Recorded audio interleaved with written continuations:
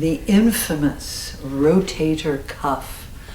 What the heck is the rotator? What is the rotator cuff? Everybody talks about it, and right? everybody knows the words, but when you ask, what is it? What is it? Nobody Well, knows. I have a handy dandy model of the rotator cuff. I love anatomy lessons. Don't you love yes. it? So the rotator cuff is made of 4 muscles. These are the muscles. But So what are the bones? Okay, so all right, this is here.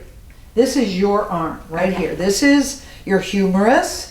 This is your clavicle, all right, in front, the collarbone, and this is your shoulder blade, all right, but it's inside your body. That's why it doesn't fit as well on top. Okay. All right, so yes, this bone, and then your shoulder blade. Okay. And they're all attached by these muscles. And the muscles are fine. The problem is where they come together, all right? This tendinous junction, which is fabulous in a way because they all work together so that when you raise your arm in the air, these work together. The problem is it just wasn't the greatest design, all right? Because when you raise your arm in the air, this can bump up against this overhang that's made from your collarbone and your shoulder blade. Now this is, and the other thing that happens is as you get older, this wears down a little bit. Okay, so this is a rotator cuff of an older person. Now the muscles aren't in here, but what I want you to see is how sharp it gets. All right, so imagine if you raise your arm in the air and those tendons are there, and this is like a knife, it's going to be cutting into there. And so people say, oh, I have a rotator cuff tear. And what that means is you didn't tear this whole thing, but there's a little tiny tear in there. Now a full thickness tear, which sounds terrible, and people think, oh my gosh, the whole thing's torn. It just means one of them's gone all the way down, all right? But you still have all the others that help lift your arm in the air. So, is this important? You bet. If that's torn, you're gonna have trouble raising your arm in the air, lifting, turning, moving your arm like this. And is this common? And the answer is absolutely.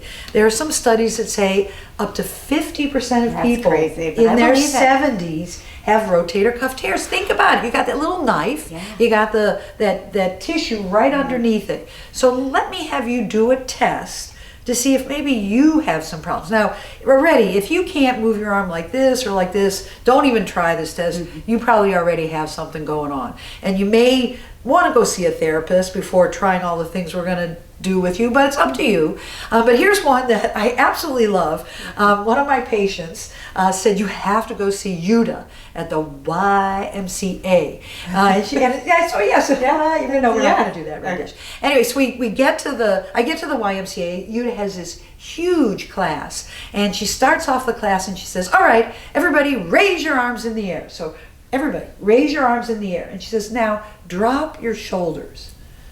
If you can drop your shoulders, you're probably going to have a rotator cuff tear, because what's happening is if you raise your arm like this, you're hitting that, all right, up against that acromion. And over time, you're going to start wearing away at your rotator cuff. So you have to get those muscles, and the muscles are back through here. And if Dana raises her hand all the way, raises her arms correctly, so really pull in the lower trap, your rhomboids, bring your arms, straight ahead, and keep the shoulders down. And when you do it right, don't you feel it right back here? It's all these muscles. So try it with us. You're going to pull back and down, and now raise your arms. That's the correct way to do it, instead of just kind of swinging them up in the air and then dropping.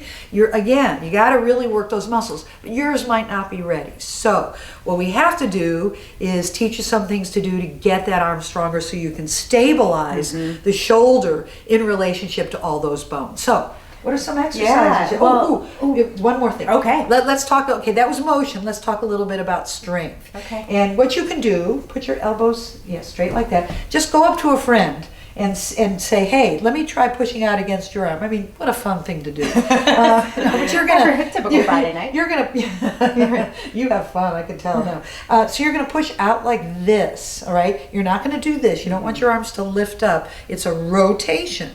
All right, so just have them hold that as hard as they can and just hold it. All right, hold it, hold it, hold it. All right, you're a little weak on that, right? I'm a little weak. A therapist would use a dynamometer, and this would actually measure it. So I'd turn it on, and I'd have her push against me, and I'd get an actual reading on that. But if you do it with a friend, again, if one side's a little weaker, I think she might have not now problems, but in the future, and so she really needs to work on it. Well, and it also identifies that this side's a little weaker than that side, so I do know I need to do some things to help prevent this from deteriorating. Yep, right? definitely. Yes. All right, so show us what we need to do. Okay, Where's my and jump? these are going to be exercises that anybody can do. So starting at a pretty basic level, but really getting your rotator cuff firing up. And the first one is going to be this external rotation motion in a neutral position. So I like to start with isometrics, which is a way to strengthen the muscles but not moving through range of motion, so you're not irritating anything if something is a little bit irritated or inflamed. So you can either go to a wall and use the wall to block that motion, which is just going to be pushing out into the wall and holding the position. I'm putting my hand here now, so my hand would be like the wall, and you can hold that contraction for about 5 or 6 seconds, and that's an isometric. Or you can use this nifty little trick with a pillowcase, where you put your arms, both arms, right into a pillowcase the whole way in, above your elbows, and put your arms bent at your side like this, and you're gonna pull out into that same external rotation motion, right? So Perfect. Into that motion here, and you can strengthen both at the same time.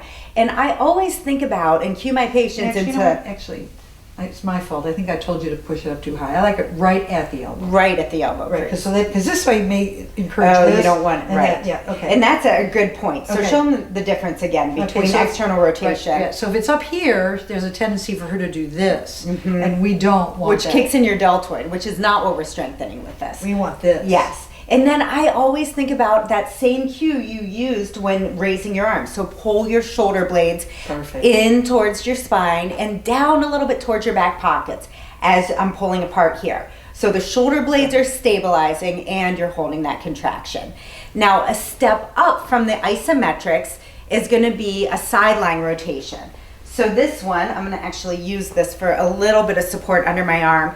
I'm going to go down on the table or your bed or the floor on your side, and the motion is through it's going to be through external rotation here. So down on my side, the rolled towel or pillowcase underneath your arm, start with your palm not quite towards your stomach, because I don't want your shoulder rolling in. Stabilize your shoulder blade back towards your spine and down a little, and the elbows bend at 90 degrees, and I'm going to actively move through my range of motion here. Okay, pain-free range of motion, so if it hurts at the end range, stop a little bit short of that. And you're gonna do a controlled motion up and down.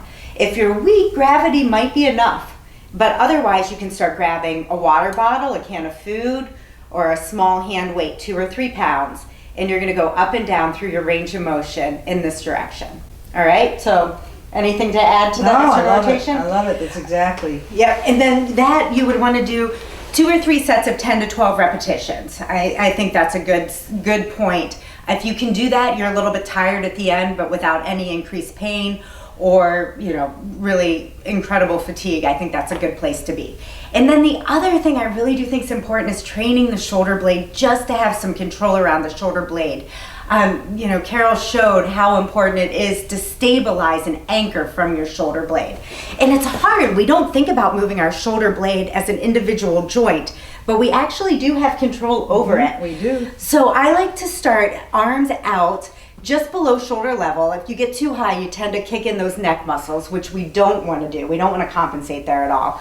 So a nice comfortable position, and then just push your shoulder blades around your rib cage to the front and then pull them back towards your spine.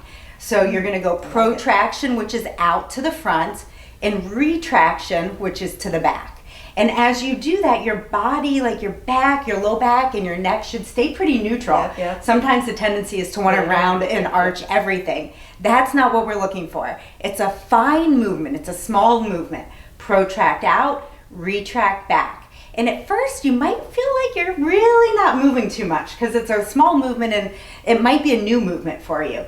But as you get a little bit more in touch with your shoulder blades, you'll have that control forward and back. So do maybe 6 or 7, 8 repetitions. Shake out your arms and do a second set of those. So I like that, just to start moving your shoulders around. Perfect. And then I'm going to give you one more thing to practice. So we're getting a third one in here. I think just a shoulder raise, practicing keeping your shoulder blades down your spine.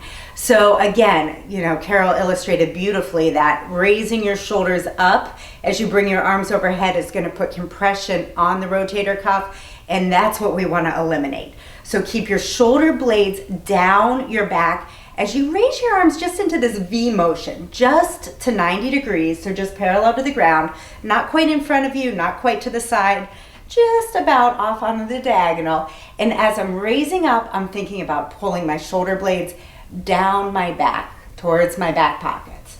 And I like that just for retraining. It's not a big strengthening motion, but it's a retraining, which is sometimes just as important, or more important in this case, I think, for the shoulder blade muscles. So you can do that. You can use a mirror to make sure you're not shrugging your shoulders as you go, and try about 10 repetitions. So that should help retraining your shoulder mechanics and building a little bit of strength in your rotator cuff. Now see, she did great. She said, but she's good with exercise, not so good with math. There were actually 4 exercises. Oh. There was the pillowcase, there was the side. I got you back. You got me back. That's right. I was 4X. I'm not very good at math. So there we go. All right. Perfect. All right. So those are your exercises for aging well.